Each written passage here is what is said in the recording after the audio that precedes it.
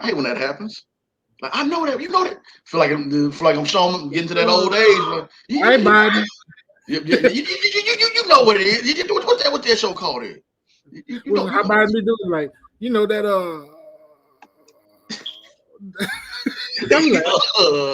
I'm sorry, I'm scared for this country. What's that name? That boy? No. That with the hair and the piece in the hair. We're really watching two old men. Just anyway, continue. Oh man, I hate that. That was the first. That shows I need to get some rest right there, ladies and gentlemen.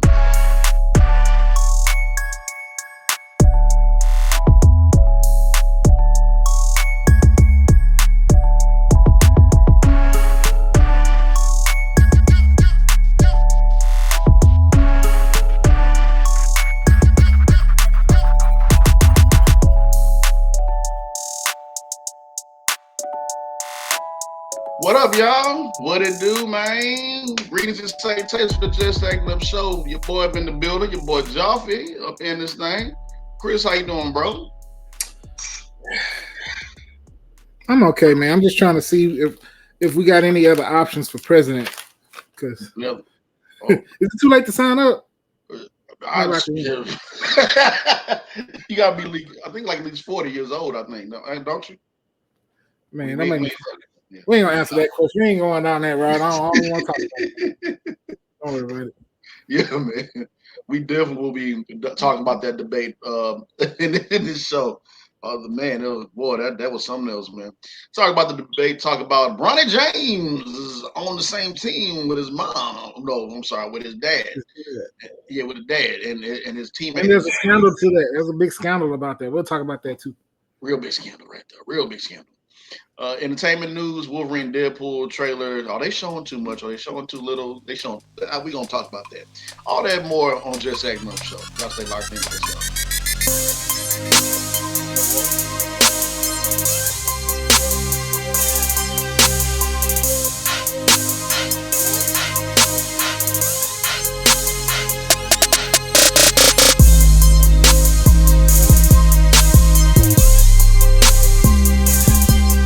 All right, ladies and gentlemen, welcome to the Just Acting Up Show. We're happy that you are here to check it out with us. As you can see, our two other guests, Shay and Mike, are off doing what they do. So shout out to them, and we appreciate them everything they do. So shout out to them. We're gonna hold it down for them. We gonna hold it down. You know how you all can hold it down for them? Yeah. You can do that by like, follow, comment, and subscribing. Come on now. That's what we talking about. See how I did that? Shameless plug. I like that plug. That was a great plug right there. That was this is how you hold it down in Mike and Tashay's absence. That's what I'm talking about right there. That's how you do that, man. So like we said, go ahead, like, share, comment, and subscribe, ladies and gentlemen. And let's go ahead and get into the news now. Now the NBA draft just has came and gone, and we a little bit into the free agency frenzy. So far, the Rockets are. Well, let's talk about the pick real quick. Let me see. Reed Shepard, I think Reed Shepard from Kentucky. Dude. Kentucky. Bro, so like a few people was mad. They said, we don't need no more guards. I'm like, we don't need more. Like, look, y'all shut up. When you get one of the best shooters and then I think they said this is one of the most best pure shooters from college in a while. When you shoot 50 plus behind the arc for a 3-pointer, and your defense is good, you get about 2 steals, getting 3, whatever, 5 steals in the passing lanes. Just make smart decisions. He just got trained we be training with Chris Paul, so his basketball IQ gonna be high. What's that now? It's a 3-point league. Yeah. So I mean, he's a good all-around player. Yes, he is. Truth be told, I didn't even know the draft was happening this week. We had a lot going on. We drafted. The draft today, like it was a lot going on. Cause I think what it was, like, not everybody was crazy about this NBA draft this time around, because they're like, oh, ain't too many. Hey, look, man, I get it, but it's cool when you get a sleeper in a draft. So we're gonna see how it goes when the game starts for real for him. But from what I've been reading, what I've been seeing, what I've been looking at, And he don't just shoot the threes. He can lay up and great passing too. So he's an all around player, like you said. So we'll keep an eye on it. But the Rockets are starting to look kind of scary for a young team. I trust the coach. I don't know if y'all know this, but our coach, I can't really pronounce his name. Mr. Dr. What is it? Coach Ume. Ime. Coach Ime. He's the coach that was behind the foundation of the Utah Grizzlies and Celtics who just won the championship. Yep. Just saying, y'all. Let him work. Let him work. Let him cook. As you said. What's that? Let that man cook, man. Let that man cook. So yeah, we're gonna see how it goes, man. The man knows he's doing basketball wise. In other news, since we already talking about basketball, woo, boy, this hot right here. Boy, how do you approach your surprise though? Yeah, I mean, everybody talking about it, so they, people just gonna be mad and upset. How y'all gonna skip over this man? So LeBron can go to LeBron team, go with that team. Look, man, they just made history. Y'all shut up. Leave that family alone. Stephen A. Smith made a great point. He was like, this country is known for nepotism. As far as you see it all the time, especially in corporate America. You put your son on, your cousin, your people. You put the people on. And so now we seeing it, especially in the NBA. You see the owners pass the team down today. So LeBron, when he does it, now it's a big deal. Yeah. There is a scandal that was surrounding the whole thing. I don't know how this is going to affect LeBron and Bronny's career, but our word on the street is that LeBron James was sleeping with his newest teammate's mom, and so I don't know what's going to happen. I don't know how that's going to work. I don't know how that's going to work at all. Boy, they about to. Them memes about to be lit. Them memes about to be something else this year for the Lakers, boy. Boy, you pass that ball? You take like you just take out that trash, boy. Like I'm just ready for the memes because it's gonna be wild, man. But that's history making though, and that's really dope to see that LeBron was able to stay in the league for that long to play along beside his son. Who does not want to see that, man? That's cool. Like I worked alongside my dad, and like they're in the hospital as a security guard and everything. There are people that work alongside their parents inside kitchens, inside. So y'all just stop. He got the in-house mentorship right there. He knows I was a learning curve, but he has his dad right there to kind of show him the ropes. Yeah, same thing with wrestling as well too. The Rock family. You go around that whole Samoan family, bro. Everybody. So, yeah, man, y'all stop hating on these people and congratulate them, man, and let them work. They already got enough things to worry about, and y'all scrutinize them enough. So leave people alone. But I'll tell you something else though. That presidential debate. I didn't even bother watching it. I'll tell you the truth. Boy, I already knew what was gonna happen. Somebody get the phone. No doubt. Man, boy. This two old men fighting. What? I don't know what you're talking about. Huh? What you mean? You're like, I'm just. Boy, I tell you, boy. 70 plus. It's scary. It really scared me more than anything. Yeah. Just because the future of this country is just like, ooh. Yeah. What was that movie, Troy? When Brad Pitt yelled out, "Is there no one else?" Is there no one else? Well, see, that goes back to, I think Charlemagne made a point about this on the Breakfast Club, just talking about like how we've given, we've kind of narrowed it down to like, hey, it's you either Republican or Democrat, right? But who says that has to be the parties that always, either or be the main parties? I mean, you have the independent party, but or there's room to create another party, something, another option other than just Republican or Democrat. Because it's already so divisive. He's absolutely right. And you know what? I always go back to RP T'Challa. I always go back to what he said. He had one of the most coldest lines.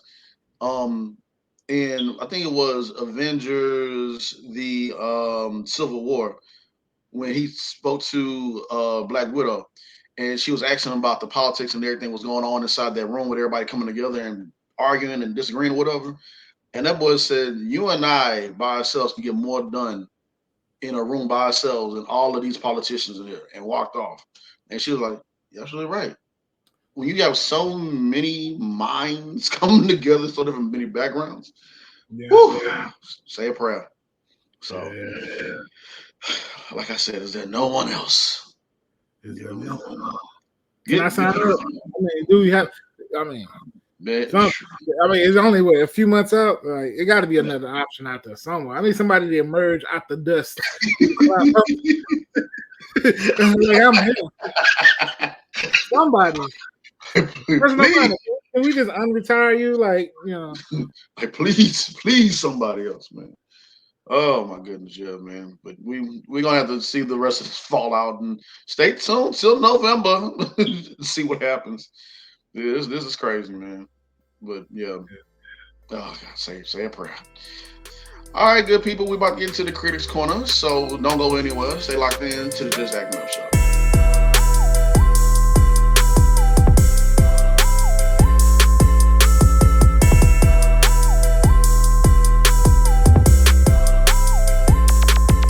Welcome, ladies and gentlemen, back to the Just Acting Up Show. And before we continue with the show, slide on over to Jobs VIP room, ladies and gentlemen.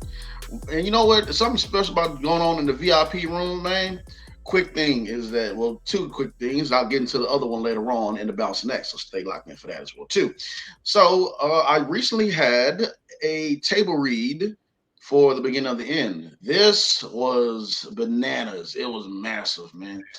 How many people was again, Chris? I think over like it was like over 20. Yeah, I think like around 30 something for this table read, man. A Zoom table read, ladies and gentlemen.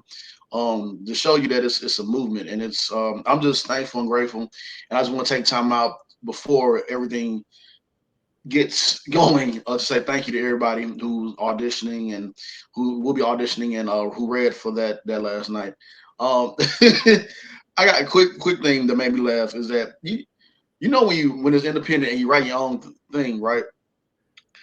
I love my people. I love everybody. I'm appreciative of them. I've been getting so many texts and calls about, hey, does this character get killed off? Who this character? Hey man, this character pretty cool. Hey, don't kill me off when I come out. Like, how you gonna tell me? How you gonna write her not to kill your character off? Just like I said earlier, it still applies. Let the chef cook. Let the chef cook. If you get killed off, then so be it. It's all right. It's all right. Just be happy to be in the recipe. You feel me? There you go. I like that. Just be happy to be a part of the recipe, man. You're not that unflavoring seasoning that's not been added into it. You a seasoning that's gonna be added to it. So just right. Let the chef cook. We gotta get that. What's that? You get that meme. Let him cook. Just let him cook. Oh man, that is too classic. But yeah, the beginning of the end, we marching forward with it, ladies and gentlemen. We're gonna get it cooking get it started real soon. Game of Thrones.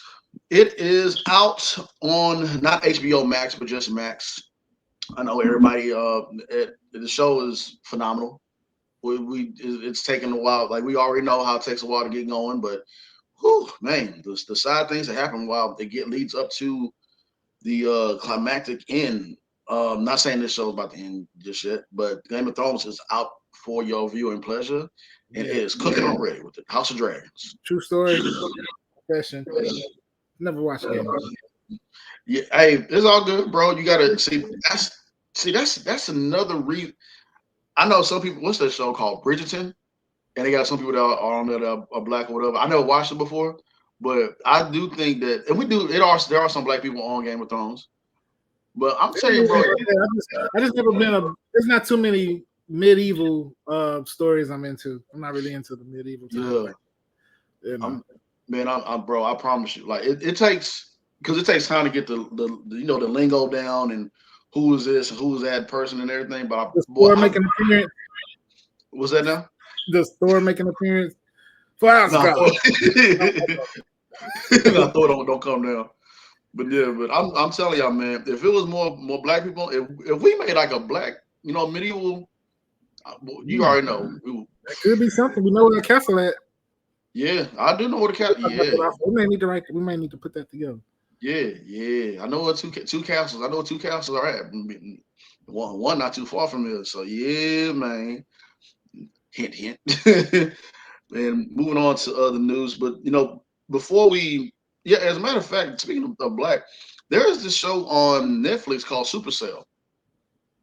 It's called Supacell, and it's pretty much talking about it. There's majority of black people who have some superpowers. Kind of reminds me of Hero. Well, I won't say it kind of reminds me of Heroes, but I only saw one episode. It so far it's pretty good. I think like total of 5 or 6 episodes on Netflix. Everybody's been talking about it, like saying that it's really underrated, and nobody has been putting it on the radar. But it should, because so far like it's really good. Supercell, like it's really good. I think it's in jolly old London, jolly old England, because everybody has that British accent. I gotta work on my British accent. Yeah, but some people talk about it on the line. So I say check it out, and then don't let a good show like this go unnoticed. Because it's so far it's pretty good. Yeah. And also we can't forget about the Bear. Just now hitting Hulu. Shout out to a homie, a brother from another mother, Jeremiah Terrell Caldwell. What up, Jay? He has made his appearance in the show that we talked about. So happy for him. I finally started watching it. I'm in season 1 still, but I'm gonna catch up. How you like it so far? It's cool. It's a stressful being in that restaurant for sure. I'll be stressed out for old buddy. I'm like, dang, his cousin or whoever, or the best friend dude. All right, I want to slap him sometimes. My girl already taking meds because she be stressed out herself. Running the kitchen with all these grown ass people that don't know how to act like adults. Okay, I'm sorry. No, you good. I'm gonna do episode 3. No, you good, man. That's what I was saying. I was like, man, these cooks be going through now. I was like Gordon Ramsay, boy. I don't know if Gordon Ramsay was in this season or not, but I'm like, bro, y'all put him in the. Well, I was like, man, I'm automatically stressed because, man, I thought that was something else. The Bears is a really great show. It's really good. I enjoy it as well. Other side, quick note: don't forget about the Shy. The people have been talking about the Shy latest episode. I gotta watch it. A major character, two character familiar faces. 3 familiar faces are leaving us. Whether that's by being axed out, leaving the show, but you have to watch and see. Yeah. But it's definitely going to be a different. Season 7 is going to be different. It's going to be. It was a shakeup. Okay. That was needed. Okay. Yeah, I'm gonna be watching. I gotta catch up and watch it today and see, because everybody was online to the shot. I'm like, hold on, what happened? They said no. I'm like, the shot. I'm like, hey, hold on now. But I'm thankful for as a matter of fact, why we say that real quick. Thank you for the ones who don't spoil it, but also give you that hint of like, yeah, you need to tune in and watch it. I would say like, when it comes to finales, you always want it to feel like a finale, right? Yeah. I would say most of the episode did not feel like a finale. Then you get to those last 15 minutes. And you're like, oh snap, okay. Yeah. Then they turned it up. Now you're like, okay, I gotta come back for season 7, see how this gonna work out. Yeah. Gotcha. Nice. That's what I'm talking about. All right, so then other than that, everybody loves kung fu fighting. Wow, boy. Cobra Kai starts this month. The first part of, I think, is it 2 parts they're gonna be doing? Yeah, the second part's gonna be in 2025, begin January 2025. I hate that series do that. That's how they keep you hooked. I'm like, just give it all to me at once. Remember they used to do that? Yep, I remember that. See that right there tells me it's still got. Oh man, that's such a great show. If you haven't watched it, watch it. I mean, I love that show because I love karate. I was a karate Mm-hmm. kid myself. Mm-hmm. Talk about that green belt. Yeah. Anyway, Crane keep them telling you. so I love Cobra Kai. It's very well written, very well acted. I enjoy it. It's like a fun time. Yeah, man. I mean, that goes to show that we still got an opportunity to get on them. There's still time. There's still hope. Put me up against I can't think of his name. Stingray. Stingray. Let me fight Stingray. There we go. He's a nemesis. Hanging out with them little kids. Like you always like, what is wrong with you, man? Yeah, grown man beating up on little kids. Like, no, I'll be your nemesis. What's up? My time to shine. Oh man. And in other news, let's also A Quiet Place film is out right now in theaters. I need to go see it. I'm hearing great things. Lupita Nyong'o is in there, and I can't think of the other guy that's on. I can't think of his name right now. He was on. He was in. I can't think of it right now. It'll come back to me, and it's right on the tip of my tongue right now. I'm telling you. But yeah, A Quiet Place is out with Lupita Nyong'o, and it's pretty good. I heard great reviews, so I had to go see it for myself. And I will be getting my popcorn and my drink together to go and see it. So I'll make sure y'all go see it. This takes place right in the midst, I think, of a few days of when the first beginning of the whole when they came invaded. So this is a prequel to Quiet Place 1. Yeah, so this is a prequel. Yeah, a prequel. Yeah, that's right. Yeah. Why that doggone show name escapes me right now? And that's one of my favorite shows. I don't know why. I hate when that happens. Like I know that, you know that. Feel like I'm showing, getting to that old age. Like, hey, Biden. You know what it is. What that show called it? How Biden be doing? Like, you know that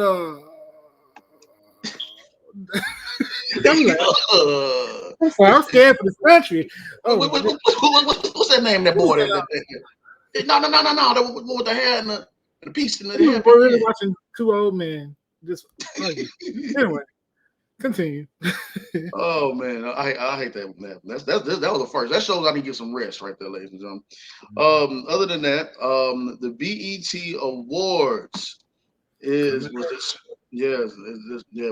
we record on Saturday, so it's gonna be Sunday, but the fallout, the awards, the craziness hosted by Taraji P. Henson. Looking forward to it, man. Looking forward to it. I think I'm most looking forward to the performances because, of course, my girl Glorilla gonna perform. Lotto. I believe they say they even got who else? Megan Thee Stallion, Lauryn Hill. It's the 30th anniversary of. I wonder if that's why she didn't go to the reunion. Maybe they're gonna do a big reunion thing at the BET Awards for Sister Act 2. I don't know, but who's to say? I mean, it's gonna be lit. So I'm ready to watch. Yeah, I'm looking forward as well too, man. That's gonna be that's gonna be really, really good. I just not really what Rita at? Rita can't make it. Like, why Rita can't make it, man? What's that boy? Quiet Stranger Things. That's what it was. I was trying to see. I told you it was right back in my membrane somewhere right there. Finally, the old age.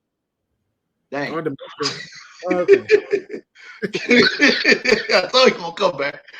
Oh man! And Joseph Quinn is the name of that guy that was in Quiet Places. Star along with Lupita Nyong'o in Quiet Place Day 1. Anyways, last but not least, Wolverine and Deadpool. Man, I don't know if y'all been hot underneath for rock. When did this movie come out? Is it July what? July 26th. July 26th. So be careful because they already released one of the teasers of who is already going to be in it already. I'm not going to spoil it for you. I'll let y'all go find that out because I know some people want to wait till the movie come out. Usually when these movies that are of this big of a hype, 2 weeks before it comes out, they get all the stars and celebrities to come out to watch the screening of it first. When that happens, that's when the spoilers come out and the Easter eggs and everything else. So y'all are warned. Be careful. I know there are people out there that want to see the movie and don't want to be spoiled at yet. So you have to navigate him. what's that little killing? For real, man. Whatever, boy. You know, people just don't care no more. They would just straight up They have no couth at all. Shame on y'all. Shame. Stop spoiling. Please. Man, I'm telling you, people who they spoiled Bad Boys from. Not you, Chris. Somebody tries to almost spoil Bad Boys from. Oh, that boy Reggie, like, wait, shut up. Like, all I said was Reggie the GOAT. Yeah. Reggie the GOAT. That's like, why is Reggie the GOAT? Go see the movie, you'll find out why he the GOAT. Okay, bet. That's all that man said. Somebody else, boy, that boy Reggie, that boy Reggie. Like, dog, you know what? I'm tired of y'all, man. So yeah, man. Wolverine and Deadpool. Yeah, there are. I'm looking forward to that one. And also, quick shout out to people that we had on the podcast that are out there, that was out there for the BET Awards casting call. If I've missed anybody, my apologies. Tonto Valerio, William Jefferson Jr., and Gabrielle Levine, she was out there as well. Gabby, what up, Gabby? So we had all three of them on the show over the years. And so we want to shout out to them. We hope and wish them luck in the casting call as everybody else. So I hope y'all did good, man. I know y'all did. I know y'all shut it down. So we'll talk to y'all soon and catch up with y'all soon. But quick shout out to y'all on the Just Acting Up show, from the Just Acting Up show to y'all. Ladies and gentlemen, we have a very special guest coming in soon by the name of Robert Clifton Jr. So don't go nowhere. We're going to talk about a short film animation that he did. So you don't want to miss it. Stay locked in, Just Acting Up show.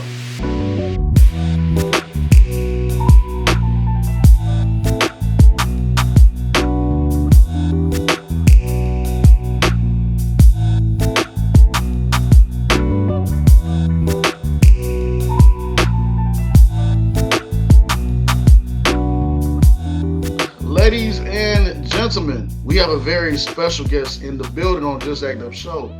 Round of applause for Robert Clifton Jr. Round of applause, ladies and gentlemen.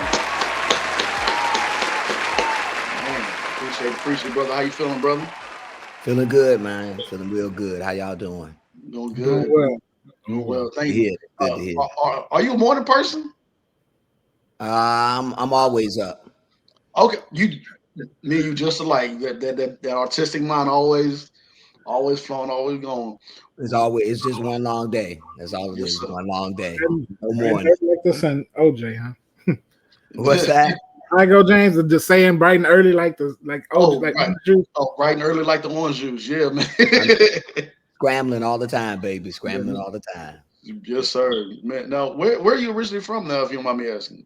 I'm from Portsmouth, Virginia, Cavalier Manor to be exact.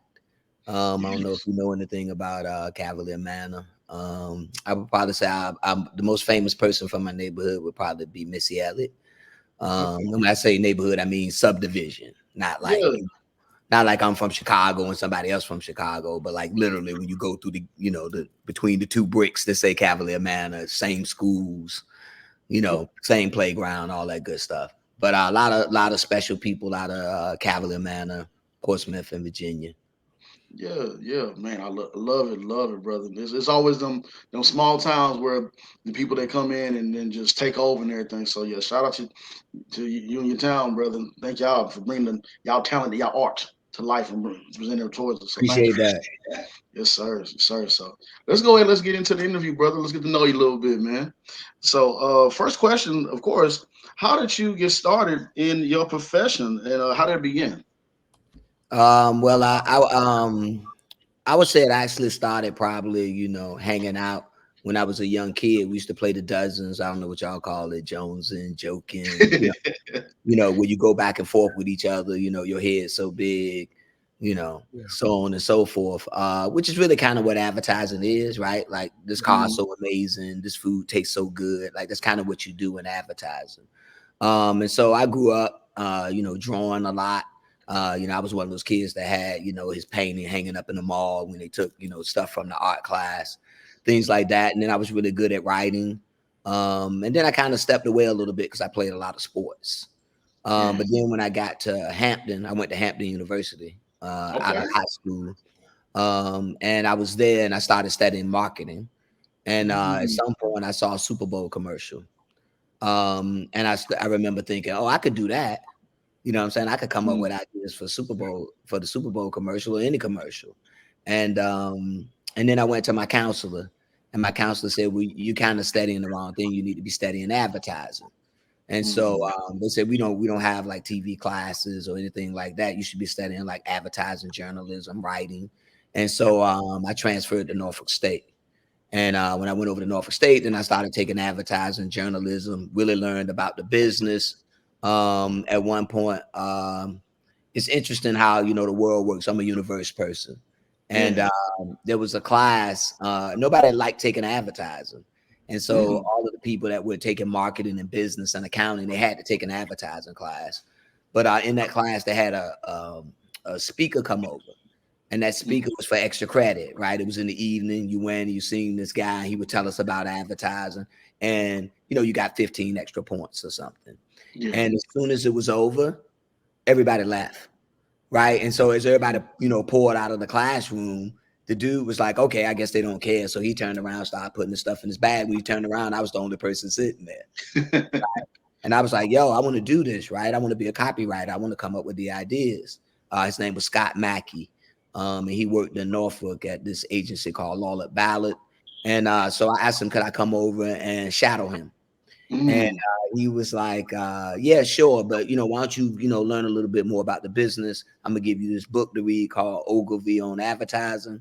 So I went to the store that night. I got the book. I read the book. I called him the next day and I said, yo, when can I come over? He's like, well, you got to read the book first. I was like, no, I read it last night. And he was like, what? So then we started going into it. He was, he was kind of quizzing me to see if I really read the book. I was telling him, the things that I learned. I was asking him about, on page 42, what did they mean by that? So my man, I guess he figured I was serious. A couple of days later, I went over, I shadowed him, and I was like, yo, I want to do this.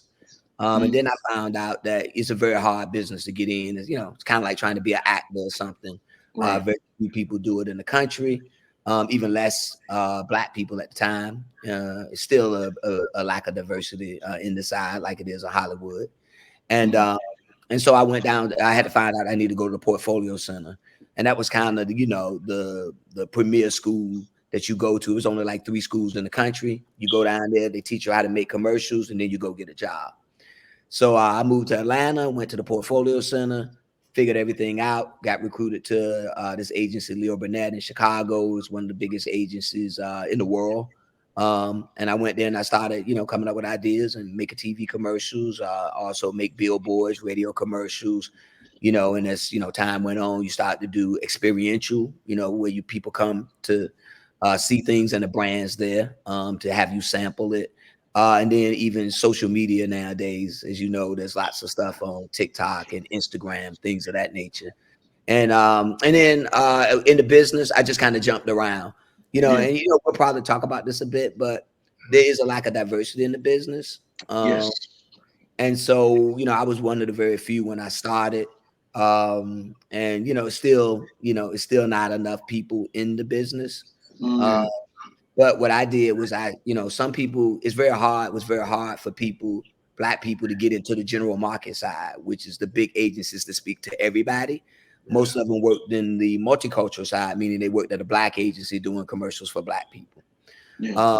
I was on the other side doing commercials for everybody, where you have a bigger budget, things of that nature. But at some point I decided to switch over. And it was a bit controversial. I don't know if that's what but people were like, why would you do that? Right. Because I was on the side with all the money and the power, but I wanted to go to the other side and see how that works, and, get more variety and, expand my abilities. And so then I went on that side, I learned that side, and then that's been my career kind of. I jumped back and forth between the agencies that are helping clients connect to multicultural consumers, and then the agencies that's just talking to everybody. And so that's given me a real good breadth of understanding. And so that's what I apply every day. Okay. It's definitely good to have that diversity and that ability to to go between the two, and it's definitely needed in that industry. Today, let's talk about though your collaboration with Walmart and how did that all come to fruition? So 2 years ago, probably 2 years ago or so, I actually started an agency called Contender. And I have a co-founder, a business partner, Christian May Stewart. And we started this agency and we ended up pitching Walmart. We won Walmart and they gave us this assignment to talk to Black dads for Father's Day. And so they have a program called Black and Unlimited, and it's really focusing on, speaking to Black consumers and showing them, in a fair and, representing them in the way that we truly are, right? And all the diversity that we bring into the world. And, we don't always get that in media. And so this platform is designed for that. And they had an assignment for Father's Day. And so we came up with this idea of, and actually came out of research, right? And that research was that, the media doesn't necessarily portray us as we truly are when it comes to Black fathers. And there was a bunch of statistics. And then, I'm sure, like me, plenty of fathers. I don't know if y'all guys are fathers, but, I have 3 sons. And I grew up with a bunch of kids that all have kids and they're all great fathers, right? Yeah. They go really hard for their kids and, they're there teaching them everything and supporting them. And so you have this narrative out there that doesn't necessarily speak to those people. And so we came up with this idea of saying, hey, kids probably see, like all kids, Black kids see their dads as superheroes, right? Yeah. Dad comes to the rescue, right? You ask your dad for something and he comes through. And so we came up with this idea of what if we portrayed them that way? And we did an animated series because you've seen some other things talking about Black dads, but we hadn't really seen anything animated. So we said, what if we had this animated series and we called them the League of Black and Unlimited Dads? And we showed how they show up for their kids, and we put that out for Father's Day, knowing that, Black dads and all the people who see Black dads in action would appreciate it. And the kids as well. And so we came up with that idea. Yeah, man, this is so beautiful, brother, and I thank y'all. And first and foremost, like me watching, that short real quick. I ain't gonna lie to you, man. I got a little misty eye, bro. I don't know, it's just me as a father. Like I get like my little baby girl. That like that's how it is being a father. That's show everything. And I'm like, I wouldn't expect to tear up watching this cartoon, and I'm sitting there watching it, and I'm like, just thought about my little girl and the moments that we had and everything. So appreciate you and your team for coming up with this. Yeah. So What's really crazy is when you're working on things, you see it 1,000 times. Yeah. You look at it over and over again, going, should we change this and should we change that? And you see it at every stage when it's just a drawing, and it's a pencil, and it's on a board. Then it comes to life, and then you're checking the music. And every time I see it, I still have a feeling, right? Yeah. And so that's crazy when you come up with ideas like that. I think one of the really amazing things is it was just brought to life so well by a company called Martian Bluebird. And it's a company that was started by Carl Jones and Love Jones. And Carl is the animator for the Boondocks. Oh, yeah. So, when you do projects, we come up with these ideas and they're on paper, but then you have to have people help you bring them to life, right? Yeah. And a lot of times, you'll be like, oh, I want to shoot with Spike Lee, but Spike Lee ain't available. Right. So you go down the line and you find different people to help you. But sometimes you get a dream team, right? You get the director you want, you get the stylist you want, you get the camera person you want, and when you get all those people together, and it's the right people, the music, then you make something amazing. And as soon as you assemble the team, you're like, oh, this one's gonna be a beast, right? Yeah. You know that right off the bat. And in this particular case, when we reached out to Carl and he was down, he's a dad too. And we got on the phone, we got on the Zoom, and we showed him the idea. And he was like, yo, I know this feeling, right? I have this with my kids too. We're going to put this together. We're going to hook it up. And then, he starts to bring other people in. And, we got the voiceover. And then we get, the music. and you start pulling all these people together, and every single piece of it is amazing. And then when you just lay it all together, you just get the full impact. And it's interesting because the average person doesn't think of it that way, right? They just see the finished product. Right. But for us, watching it come to life, I had the same thing. I just kept looking at it and I kept saying to other people, yo, this is gonna be amazing when we get finished. It's already, it's 10%. Yeah. And it's killing it, right? When we get to 110%, it's gonna be amazing. No, I'm definitely enjoyed it as well. Just to have that, because the narrative that they put out there about just black fathers not being present or being absent. I know that wasn't my experience growing up. Like I had my dad and stepdad who always showed up, and so seeing a positive image like that, that's necessary, that's needed, because that's not everybody's experience. There may be a few, but we also have the positive side of it that needs to be displayed more. Yeah, and I think too, even people who, didn't have, their dad around, there's always a dad figure, right? It's an uncle, it's the next door neighbor, right? It's all, it's your coaches, it's all kinds of people who, would step in. But, in my neighborhood, all the dads were there, right? And I live in a predominantly black neighborhood today, and all the dads are there. You see them outside walking around with their kids, teaching them how to ride their bike, throwing the football with them, right? You see them supporting the kids as they grow older. And my youngest son just turned 18 and graduated from high school, and there's phases of raising kids, right? Yeah. They're real young and you're just bringing them up, and then they're tying their shoes. And then when you get, you get into the teenage years, you got to kind of steer them and straight. And then when they become grown, you're still raising them, right? And then you're learning from them as well. And so, that whole experience, we just need, I commend Walmart as well for creating a platform and approving it and allowing us to do it authentically, right? And then, of course, none of us have the scale or the influence to push it out like that, but to create the media and get it out like that. We really appreciate Walmart for allowing us to do it. I sell a lot of stuff as an ad agency and as an advertising writer.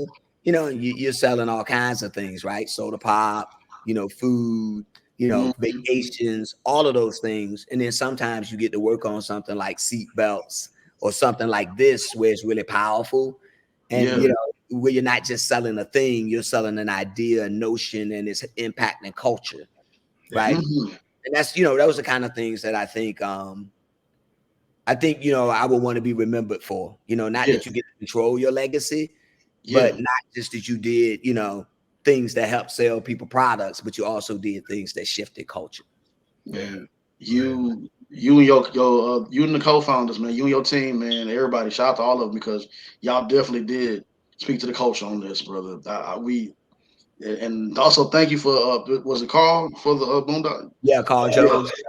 One of my favorite shows. Like one of my favorites, the classics right there, brother. So thank you, and thank you to your team as well on that, man. And so shifting gears real quick, I'll check out your Instagram. And was that you up in the sky enjoying a delectable meal, brother? Was that you, or was that a video with some other people? Because it was like y'all was flying. The video was like, that was something I saw that was interesting.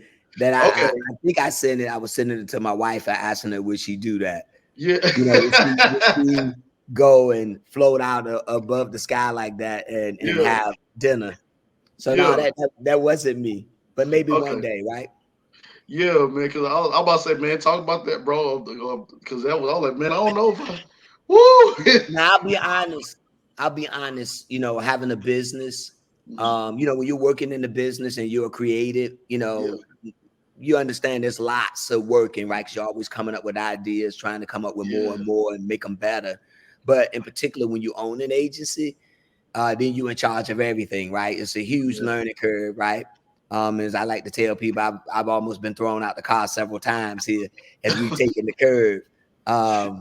But you stay pretty busy. So I haven't had a lot of time for stuff like that. As we get the agency up and running, and as we're, trying to help, clients understand that when they tap into culture, they have to do it in a respectful way. And like at our agency, we always talk about the fair exchange, right? Like, if you're gonna tap culture, there should be a fair exchange between culture and the brands, because brands use music from the culture and slang from the culture, things of that nature, in order to sell their products. We always say there should be a fair exchange, and like in this particular case, yes, sure, this is promotional in nature, right? But at the same time, it's changing culture. A lot of people worked on it, who are people from the culture. They got checks, right? They get this particular thing to put in their portfolio, which will help them get more checks, right? That's a fair exchange to me in the culture. Sometimes people are dip into the culture and then they just leave, right? And so we're very conscious of trying to create that fair exchange and explain to brands the power of that and how that helps them create a relationship with the consumers from the culture. Because if you look now, you can see how how culture is driving everything. And the culture, it drives behavior, which drives purchases, which drives business. Right. So culture is very powerful, and everybody's trying to figure out how to tap into it. And there's only a few people within our industry that truly understand it. And so that's why we started the agency, because we see a huge opportunity there to not only grow our business, but help the culture get the respect and the due that it should get. So would you say that's like one of the biggest obstacles that's in that space right now, just connecting culture and the businesses for that fair exchange? Yeah. I think it's easy to connect the culture, right?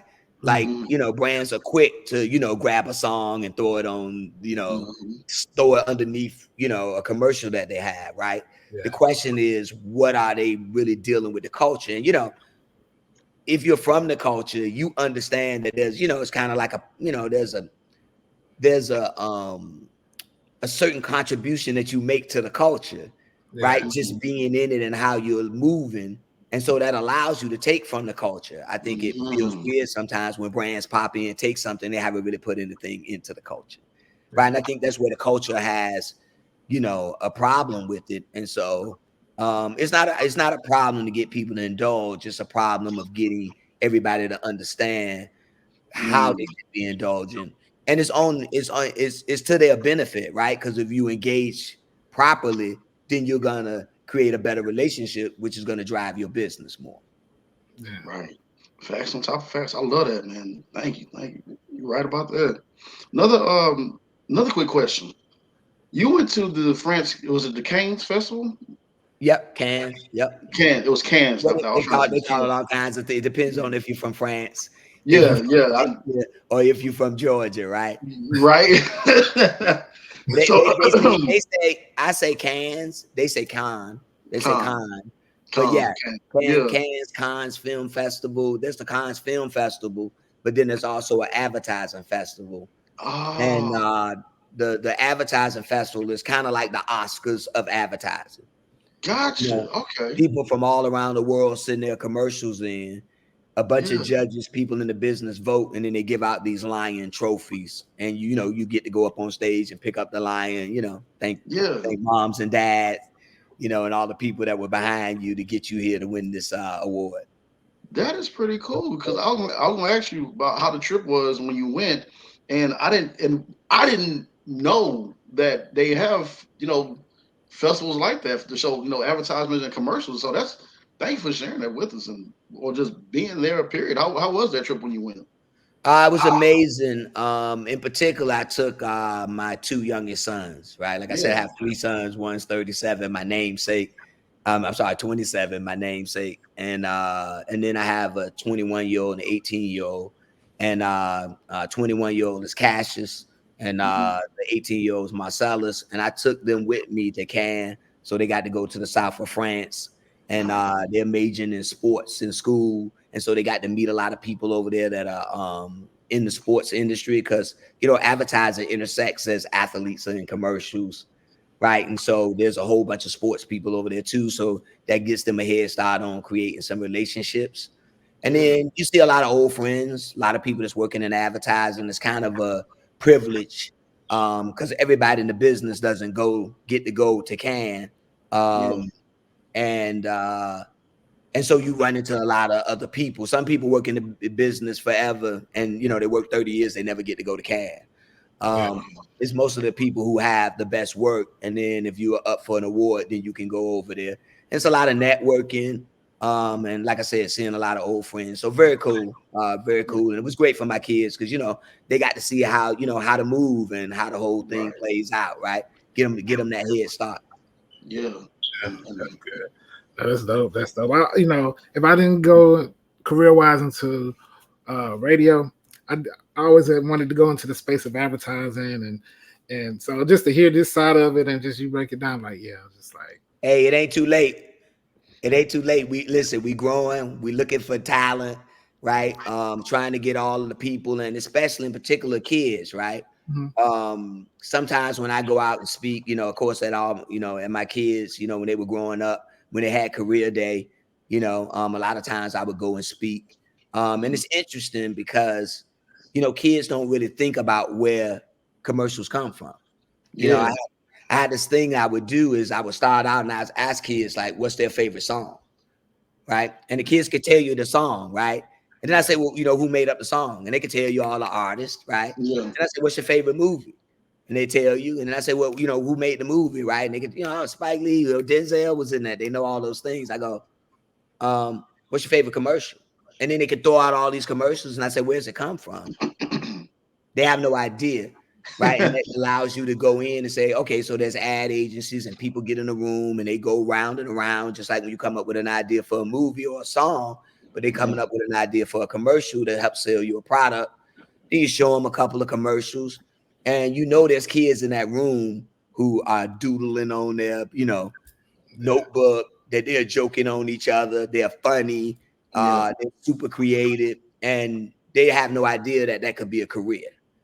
Right. So it's always good to expose them to that. And, as Contender, grows, we are looking for all of the contenders that exist in the world to pull them in and to get them to bring their talent to us so we can continue to grow our business, continue to shift advertising and help, the economy grow as they try to tap into culture. And of course, we know the demographics of the country is changing and, brands need to learn how to engage consumers of color and talk to them and how to convince them and make their pitch for you to buy their product. And so I would say to you, brother Big Chris, if you have aspirations for it, definitely jump in. You could read Ogilvy on Advertising. It'll kind of explain it to you really quickly, like, oh, I get it now. Then the one thing it ruins for you is now when you watch a commercial, you'll try to break down, what are they trying to tell me? What are they trying to say? Who are they selling it to? So it's interesting though, right? Man, we needed you in the room with those clothes, with those people who make the decision with them clothes. You know what I'm talking about? When people was like, oh, they put the wrong person on the wrong shirt with the wrong saying and everything. Oh yeah. You talking about when they had the shirt and they had the black kid in the shirt and they said about the monkey and all that. Yeah, something about monkey. Yeah. There's a lot of that, right? There's a lot of that. The industry's gotten better. Yes. Like Hollywood, but it's quite a ways to go, right? It's quite a ways to go, and hopefully we can, be part of that. And as some of these brands start to say, hey, I need some different kind of people in the room, then they will look to agencies like ours and and allow us to help them grow their business. Yeah, we definitely. I'm definitely gonna look into that. One or two more questions before we get you out of here. Just let our audience know, going back to the black the League of Black Dads. Go ahead, just tell our audience where they can see the full video at, where they can follow you, find you. Yeah, you can see the full video at walmart.com / Black and Unlimited. It's actually on the website when you go there, and that's part of the Walmart website where they keep all of the black-led products. There's lots of black products inside of Walmart, and they keep them in a certain section. You can also see it on YouTube. You can just type in, Black and Unlimited Dads. Of course, I have it up on my LinkedIn page. um, at Robert Clifton Jr. And so there's lots of ways to see it. And really, if you type in, the League of Black and Unlimited Dads, it'll pop up. Yeah. So that's where it's out there. It's still floating around. We released it in the beginning of June, leading up to Father's Day. It was also, we had a panel down at the American Black Film Festival, which was very interesting. And we had Carl on the panel. Carl Jones was on the panel, and he was up there with my man's gonna kill me because I met him a couple of times. Leroyce, I forget his last name, but he's on Chicago PD. Leroyce Hawkins. Yeah, Leroyce Hawkins, who was funny as hell. Man, and then they had Lance Gross was on the panel. Nice. And that was hosted by one of the clients, DJ, one of our clients, and he just talked to them, and they talked about first they showed the film to the crowd, got great round of applause, and then they talked about being Black. They talked about the film. Carl talked about making it with us, and then people got to ask them questions, about the film, and talk about what they thought of it, and then they talked about the film, how they felt about it, and then they talked about being Black dads in Hollywood. What's it like when you're a Black dad in Hollywood? And Carl has amazing stories about one of his funniest ones was when he was saying they were on a bus trip and he was chaperoning, and his kid was there, and the bus pulled up, and it was a giant thing on the side of this building of the Boondocks with one of the kids giving the finger. Right, and he said his kid was like, "My dad did that," right? So that was hilarious, right? But they talked about being, the importance of trying to be present, and what they do for a living, and then their dads, and so it just it creates a lot of great conversation, and I think that's what it's designed to do. And within that conversation, you recognize the reality of Black dads, and what it's like to be a Black dad. And I think that's just great. And that's why I said when I posted on Facebook, I said, this is dedicated to all of my friends, right? Because you grow up with a bunch of kids, right? And some of the kids, I lived in my neighborhood since I was 9 years old. Yeah, I know these kids forever, and I know all of their kids, and I know what they do, and I know how hard they go. Right. And so it's like, hey, you feel seen now, right? Right, and that the world has to see it, and it can't be denied. And when that conversation happens, then the truth comes out. Yeah, man. Appreciate it. Did I answer every question? I feel like you asking me something else. No, that was perfect. Great. That was perfect. This platform is used for y'all, for the guests to come on and talk about everything that they do and what they do with, man. So yeah. Yeah. Like I said, it's been it's been an amazing, journey. I think it's one of those things that's gonna, last forever, if you will. It's had that kind of impact, when people talk about it. Like, it's one of those things that people never forget. And in your career, if you can do a couple of things like that in my business, that's very powerful, right? Like and I've done, I did the Wario spot. I don't know if you know the character Wario for Nintendo. Yeah. I did the first Wario commercial, and me and my partner kind of discovered him, and gave him a voice, and brought him to the forefront for Nintendo, and then also I did the Edward Scissorhands commercial for the Super Bowl. I don't know if you remember that. He couldn't drive because he had scissor hands, and then they had the self-driving car. So, if you got a couple things like that in your career that people can remember you by, it's a little bit like Beckham catching the ball with one hand, right? Yeah. Like it defines you. And so I said to my kids, I go, I used to think, that it was Scissorhands commercial or Wario would define my career, but now I think it's this Black dads thing. Yeah, it's probably gonna be the thing that people will remember me from. And when you get to heaven or that other place and you see me, then maybe you could tell me what they were talking about at my funeral. You know what I'm saying? Man, we appreciate you, because that's the same thing we talk about too. Because we meet the hosts, me, Chris, Tashay, and Mike. Other two hosts on there. We're actors and writers as well too, and so we always keep thinking about that very first commercial that everybody sees us from. Like Chris has the, Waterbury commercial. Mike has the Jiffy Lube that I think hasn't came out yet. Tashay, she's still waiting on that one commercial for hers. And me, I had the Street Fighter commercial with Lil Wayne. So it's like we always think about like us as actors and growing as like, man, is this gonna be the one everybody go back to, and that's going to define us and see us. So for you to bring that up, it's just making us smile about our work that we've done over the years and everything. So appreciate you for bringing this up and talking about the advertisement and everything. It's very, it's very cool to be a maker. That's what I call it, right? You're making something, right? And so it's amazing. We're working on a lot of projects. Of course, we got some more cool stuff coming out for Walmart because, we do commercials for back to school and for holiday.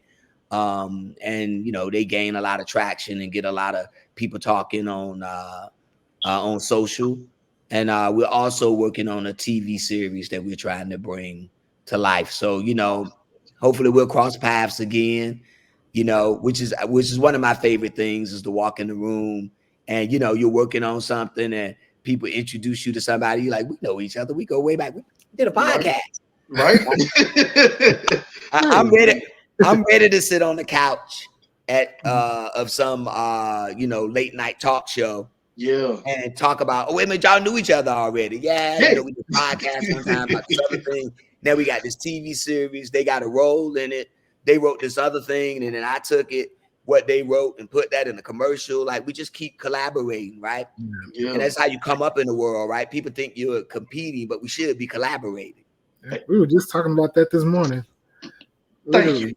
Like my collaboration and how like a lot of people, everybody wants to be a chief, but nobody wants to, just work together and learn from each other.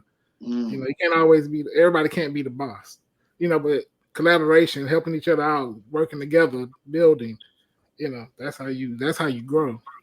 Well, I always look at it like this. I look at it like a continuum, right? And I try to explain to my kids that where they fit in the continuum, right?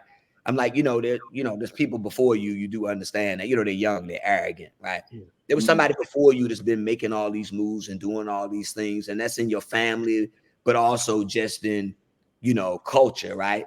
They've been pushing for things and trying to, get more access and, change narratives. And so as they're pushing it forward, at some point, it's your turn to step in.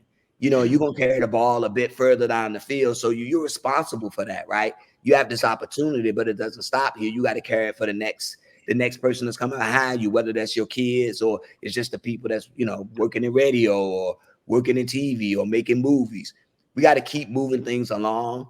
So I always think of it as not where do we need to be, but it's almost like you look back to where we used to be and here's where we are now. And if we're in motion, then I know we're going to get to where we need to be, right? And so I'm excited that y'all were having the same conversation, right? Because that says, the like minds of the world are thinking the same thing. And so as we collaborate more and more, I know we'll get to where we're going. And I'm comfortable with that, right? I'm patient enough and comfortable with the idea that we'll get there at some point. And so I just got to keep grinding right now and, do my piece, right? Yeah. And that's some gems in itself, ladies and gentlemen. Man, there you have it. There you have it. Thank you again, brother. Thank you for thank you for this whole conversation overall, man. Thank you so much for joining us, bro. Thank you. I went and I looked at some of your, before I came on, I saw Just Acting Up. I said, I don't know what, let me go ahead and make sure I understand exactly what these guys doing, right? Because I want to make sure I can hang with them. And so I love all of the content y'all putting out and appreciate y'all as well and having a platform as powerful as you have and talking back and forth. And I was getting into it. I said, look, I'm going down the rabbit hole. I can't look at too many of these. I got work to do. Hey, go down for us, go down that rabbit hole, brother. We need the view. We appreciate the views and clicks, but we appreciate that. That means so much. That people are like tuning in and checking us out and everything. And it just means a lot to us. So thank you again. Thank you guys. Appreciate your energy. Sending it right back to you. Let's keep doing it. Yes, sir. Yes, sir.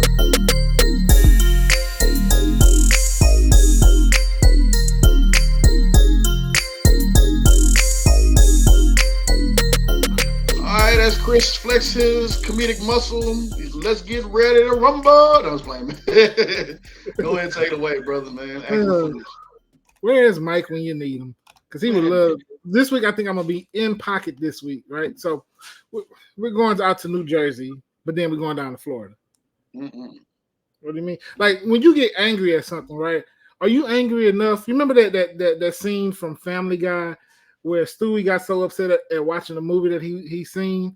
I think it was a Mel Gibson movie, and he got so angry. He got on the plane. It was Will and then Ferrell. rode the plane all the way to the front doorstep, and then smacked the guy in the face. Yep. Yeah, that was Will Ferrell. I remember that one. That was pretty funny. Yeah, I remember that bit. Yep. Well, we have a real life version of that. So Edward Kane, yes, Kane, like no relation to Eddie. A 20-year-old man from New Jersey was arrested for allegedly flying to Florida to attack a fellow gamer with a hammer after an online dispute in a multiplayer game called ArcAge. Oh, hell no. Yeah. Nassau County Sheriff Bill Lieber reported that Kane faces an attempted second-degree murder charge after the Sunday assault in Fernandina Beach, which left the victim with severe but non-life-threatening head injuries. The investigation revealed that Kane flew down from New York to Jacksonville, bought a hammer and a flashlight at the store, stayed in a nearby hotel, dressed in black with gloves and a mask. Allegedly, the victim had his home was unlocked at 2 a.m. for whatever reason on a Sunday, and so before attacking him in the restroom, he waited till the victim took a break from gaming. Then the victim's stepfather had heard him screaming and intervened. And Kane did admit that he was motivated to kill the victim because the man was a bad person online. Oh, hell no. And so he was booked at the Nassau County Jail. The suspect asked our deputy, how much time in jail do you get for breaking and entering an assault? And well, let's just say the officer said it'll be a long time before he'll play any video games again. What? Yeah, so it's still under investigation and charges still may be upgraded, but yeah, for now he is under arrest. So. All over issues. Yeah, man. I don't know how people get that mad. Then once again, my roommates get mad when I steal their kitchen utensils, but I'm willing to whisk it away. No. I actually get that. I'm like Captain America. I understand that reference. I get it. The whisk and everything. Okay. Well, my girl gets mad at me for eating leftovers straight from the fridge. Everybody eats leftovers, right? Yeah. Well, I told her it's really hard to quit cold turkey, especially around Thanksgiving. Think about it. It's hard to quit cold turkey, especially around Thanksgiving. It kind of is. You know what? I'll give you that one because it is hard to quit cold turkey. Do taste kind of good sometimes. I ain't gonna lie. Yeah, I maybe I'm putting too much intricacies on it because I know Mike said, "Man, I don't like having to think about it too much." Okay, so I'm gonna give you this one. Why was the sea mad at the land? Why was the sea mad at the land? Because the land didn't wave back. That's actually a pretty good dad joke. I like that one. You was using your pocket today, brother. I get why. Well, Mike should have did it. These are good. I like these. That's a pretty good dad joke. The last one. I like that one, brother. Mike gonna go back and listen to this. He like, no, it's not gonna be. No, Mike, this is pretty good. Yeah. I think he just sometimes be hating. That's all. Thank you. How you gonna be that mad at a video game? Boy, I tell you, these people good, boy. All right, ladies and gentlemen, we're about to get into the balancing act, so don't go nowhere. Keep locked in to Just Acting Up Show.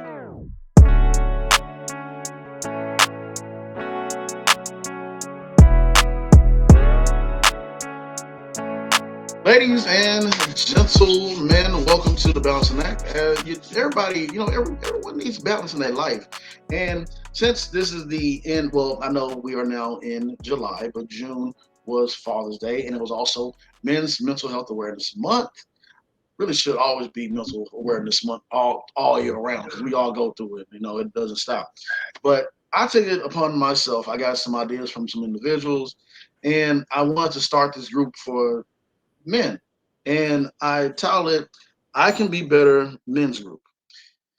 Man, a lot of people have been hitting me up and saying, "Hey, win the men group, and then not a lot of people didn't show up, but I'm not faulting them at that. It always happens like that. I'm not complaining about the numbers. I know for a fact over time this will grow because it's a great thing, and we do need that other voice of opinion. That's a positive voice, not a negative, a positive when we're going through these situations. We all need help in some form of way, and it's not. I'm made this group because we're not here to bash anybody, any women, anything. We're not saying I'm a high value man, and no, we're not here for that. We're here to be the iron that sharpens iron and to hold each other accountable in a positive way and to guide each other because we all need help. Might not be the best at a certain thing, but this other guy might be pretty good at something else. And we come through, we collaborate, we talk about it, and we have a good time. And we show each other a better way of going about doing things. From advice to relationships, to advice in being a handyman, or just that all well male advice that just need help in some areas. Like I said, we're not perfect. I'm not perfect. Neither one of us are. So if you can get to a connect group, a positive connect group, not one that like to bash and talk negativity because we've seen it all day.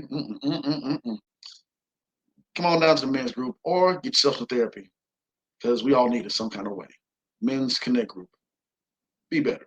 If you are struggling in some areas of your life, gentlemen and ladies, please seek the help that you need because we all need help. So yeah, and that's my TED talk for today. There you have it. There you have it. Nothing else left to be said. Yes.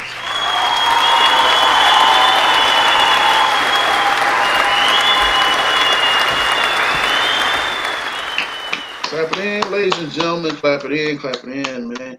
Great guest today, man. That was a very informative interview as well, too. I love that.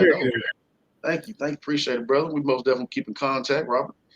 Doing the advertisement and storytelling and artwork, all that, man. And also, thank you, Chris, and shout out to Mike and to Shay. I know they are out doing what they do. But, man, that's going to be it, man. You got anything for us when we wrap it up and get out of here?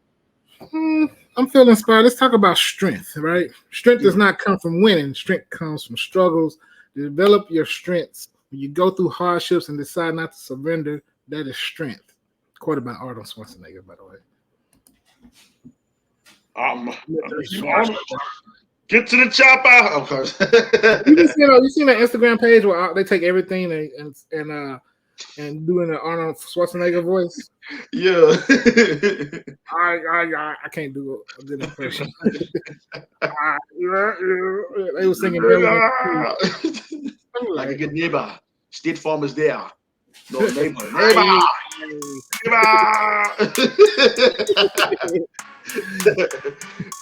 right, peace. Appreciate y'all.